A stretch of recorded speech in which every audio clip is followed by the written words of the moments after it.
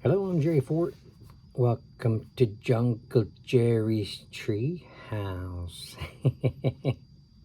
So we're going to start a new Magic Treehouse book. This is number 26, Good Morning Gorillas by Mary Pope Osborne. You think he's saying good morning? Doesn't look like it to me. Looks like he's just roaring or screaming or yelling. He looks like he's just not happy. This little fellow over here, very, very scared. All right, let's see what kind of a mess Jack and Annie get into this time. This one looks somewhat friendly, doesn't it?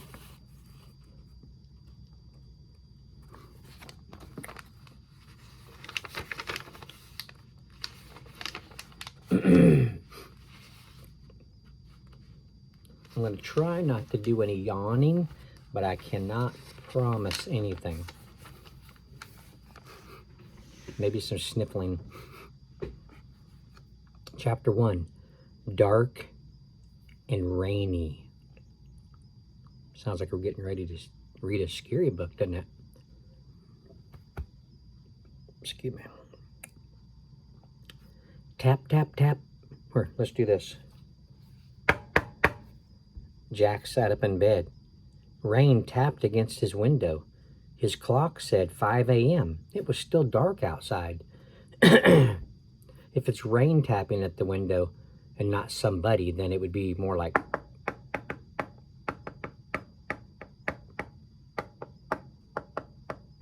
right?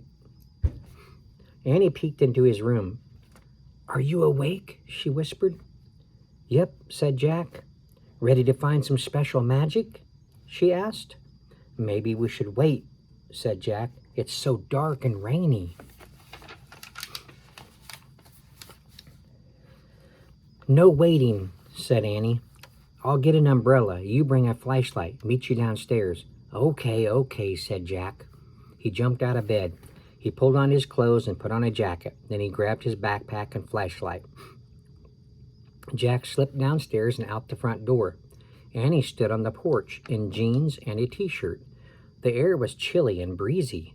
"Don't you need a sweater or something?" said Jack. "I'm okay," she said. "Let's go." Annie raised the umbrella. Jack turned on the flashlight.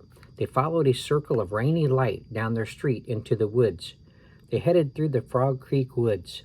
The flashlight lit up the trees, the wet leaves and dark branches. Wet up the trees, the wet leaves and the dark branches. Then it shined on a dangling rope ladder. Jack raised the flashlight beam. "There it is," he said. A circle of light lit the magic treehouse. "Morgan's not there," said Annie. "I can tell." "Maybe she left us a message," said Jack. Jack grabbed the rope ladder and started up. Annie put the umbrella down and followed. When they climbed inside, Jack shined a flashlight around the treehouse. Morgan Le Fay wasn't there, but the scrolls from their trip to Old England were. "Here's proof. We found special magic yesterday," she said.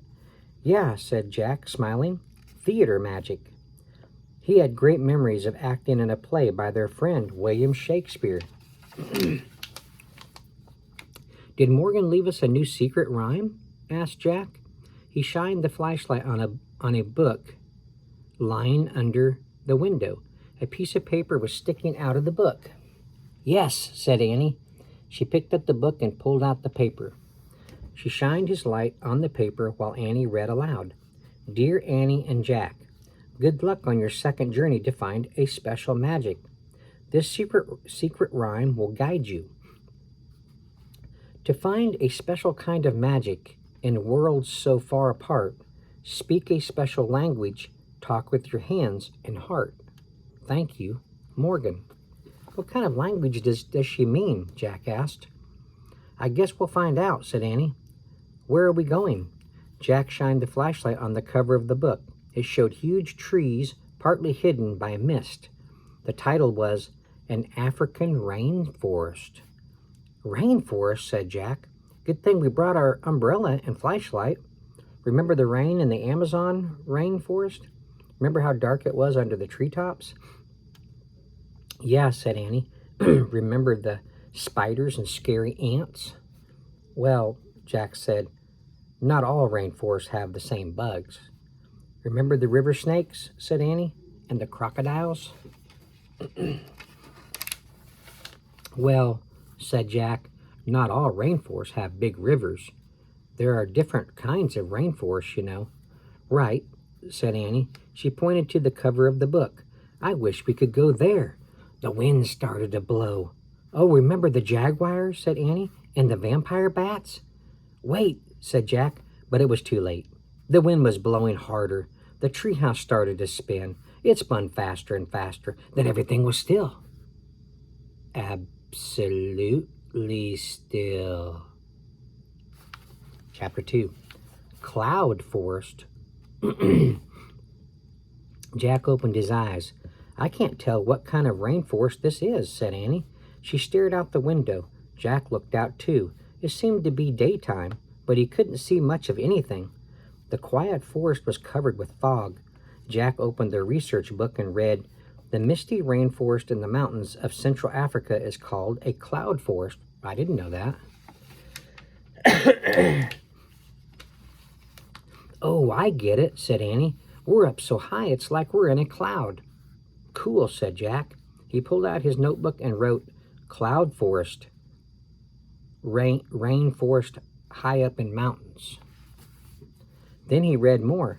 The African cloud forest is home to many animals, including elephants, water buffaloes, black leopards. Jack looked up. Black leopards, he said.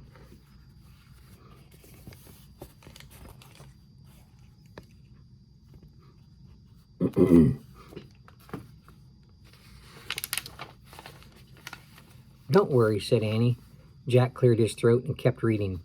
Antelopes, wild hogs, and gorillas. Gorillas, said Annie. Don't worry, said Jack. I'm not worried. I love gorillas, said Annie. They're totally great. I don't know about that, said Jack. He pictured huge apes pounding their chests. I'd like to study them, though. Write down their habits and behavior just like a real scientist. Whatever, said Annie. Let's just go. This'll be a fun adventure. She took off down the ladder. Jack threw his notebook, the research book, and the flashlight into his pack. He hooked the umbrella over his arm, then he followed Annie. When they stepped onto the ground, Jack could see better. The fog had turned into a fine mist. Jack and Annie started through the cloud forest. They walked around huge trees draped with moss. They pushed past tall shrubs and leafy plants. Wow, look at that tree, said Annie. She pointed to a fat tree.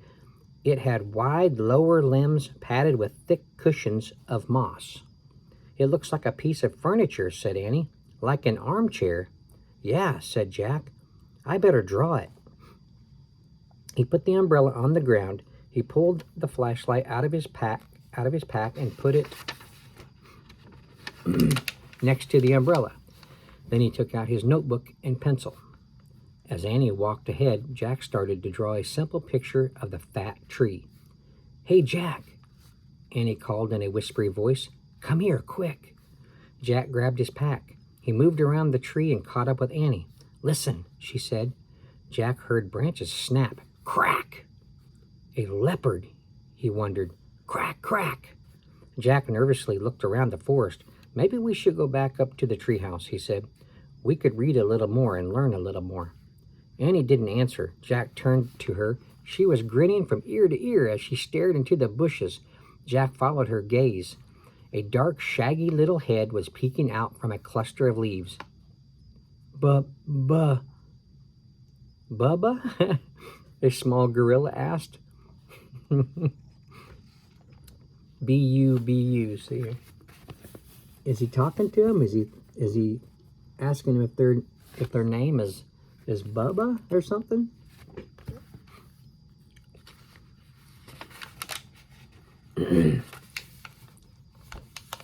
Chapter 3, Bubba. The gorilla's fur was very black against the green leaves.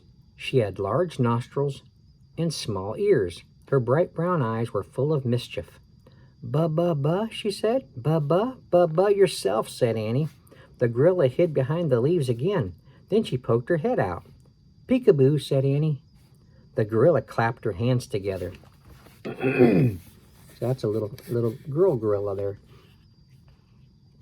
I guess Bubba is their language, right? Part of their language.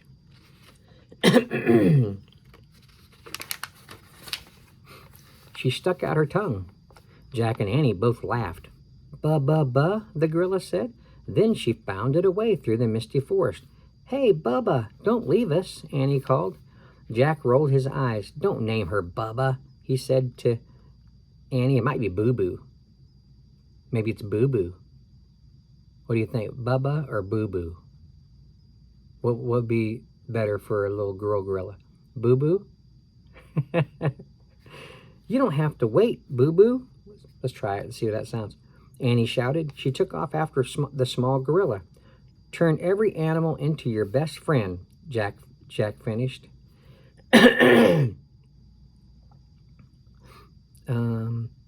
He shook his head. Then he made a list in his notebook. Gorilla behavior. Plays peekaboo.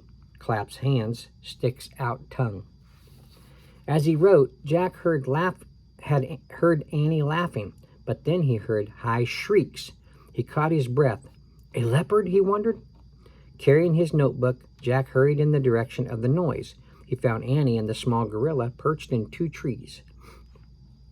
What's wrong? Said Jack, standing beneath the trees. Nothing, called Annie. We're just playing. The small gorilla screeched again. Then she scratched her head and hiccuped. Annie screeched too. She scratched her head and hiccuped. While they played, Jack studied the gorilla a bit more. He noticed she was about the size of a 3-year-old kid. Excuse me. Her fingers looked like human fingers. They even had fingernails. He made a new list. Young gorilla. Size of 3-year-old. Fingers like humans. Fingernails. Jack heard the tree leaves shaking. He looked up. Annie and the gorilla had both climbed higher. Hey, come down, Annie, Jack called. You might fall. Plus, it's getting dark. Jack looked around. Light was fading quickly from the forest. Is night falling? He wondered, or is a storm coming? The small gorilla screeched again and climbed even higher. Hey, Boo-Boo, where are you going? Said Annie. She climbed even higher, too. That's enough, Annie. Come down now, said Jack. I'm serious. To his relief, the gorilla settled on a branch. Annie did the same. The gorilla broke off a piece of tree bark. She nibbled it like a candy bar. Annie broke off a piece of bark. She nibbled it like a candy bar, too. The gorilla threw down her bark. She grabbed a tree branch and swung to another tree. Don't try it, Annie, shouted Jack. But his warning came too late. Annie threw down her bark. She grabbed a tree branch and tried to swing to another tree. Tried. Annie didn't swing like a gorilla. She fell from the tree and crashed down to the ground near Jack. Annie, he cried. Here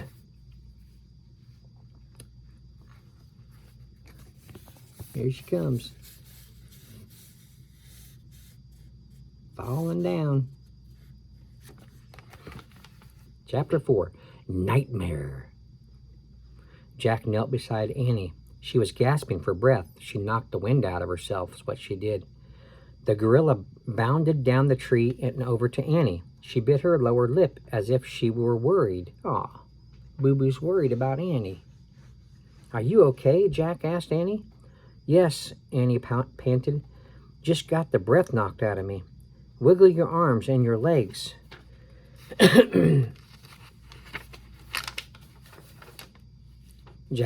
said Jack. Annie wiggled her arms and her legs. Good, nothing's broken, said Jack. Just then he felt a drop of water hit his arm. The mist had turned to rain. Uh-oh, said Jack. He threw his notebook into his pack.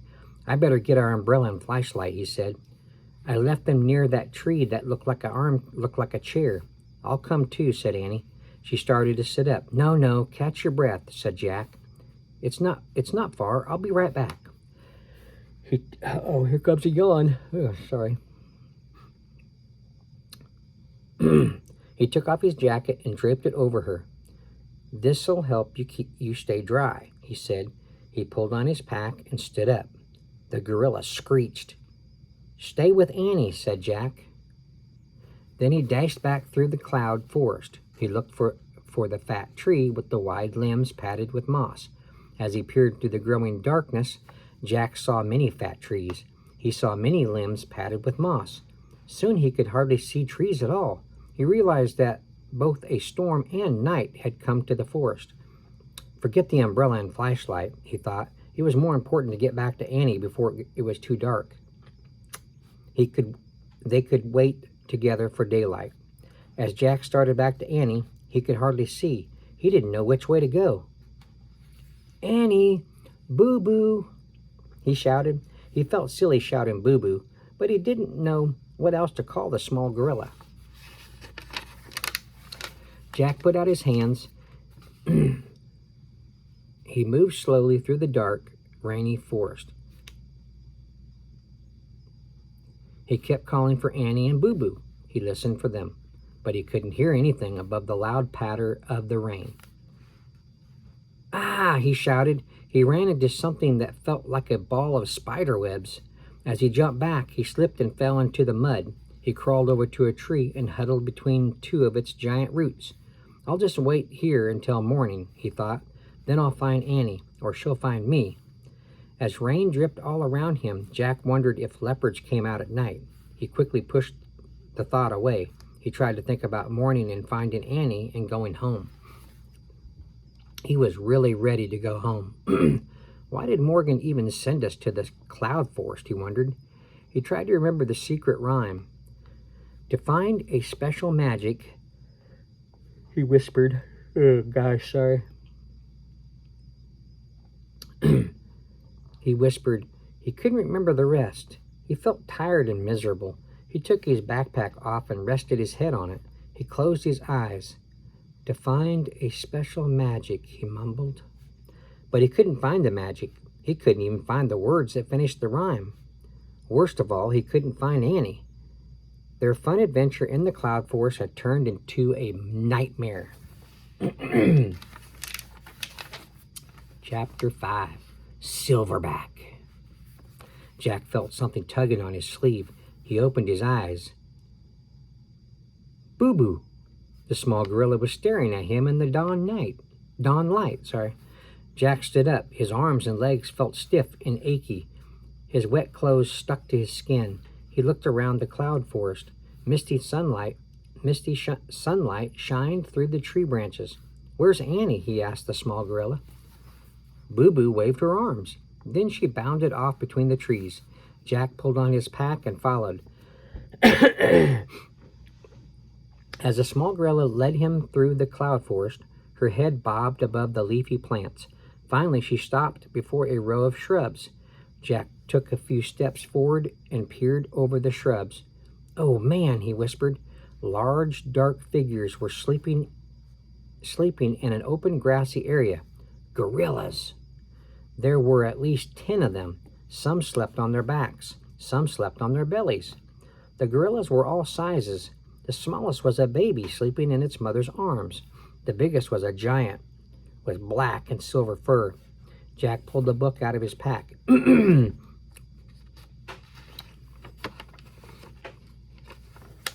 He found a chapter on gorillas and read, Mountain gorillas live together in families. The leader of the family is a large male called a silverback. Oh, gosh. Because he has silver fur on his back and shoulders. Gorillas do not hunt other animals. They mainly eat the plant growth of the forest. They are known to be shy and gentle giants. Shy and gentle giants? Jack repeated. That sounded good. He peered over the shrubs again. Boo-boo waved to him. She was standing at the far edge of the clearing. She pointed to something in the tall grass. Annie was fast asleep in the grass.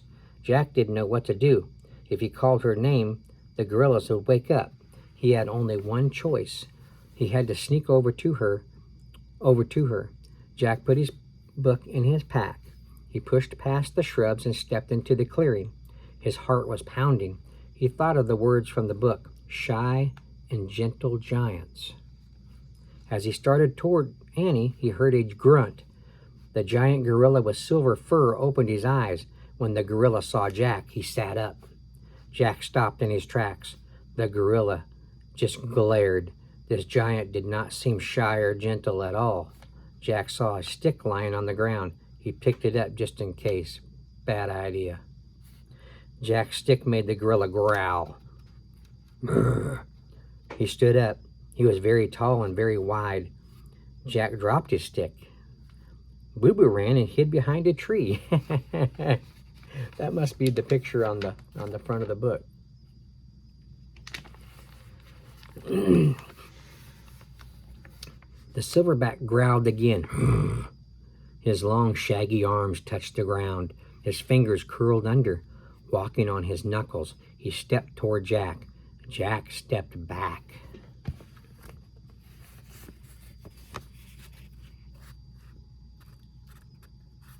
There's Boo Boo.